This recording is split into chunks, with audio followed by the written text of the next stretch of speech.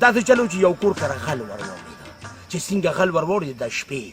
په دیواله یو غوپ نارې کې ور ټوپ یې کړې چې څنګه ور ټوپ کړې نو داسې ګیر چاپېره یې کتل لا کتل کټ یې په نظر شو چې کټ یې په نظر شو داسې یو لت یې وله ورکړه پده تماچه پې د پاسه کېښودو شابه لاول د خپل نوم ښایه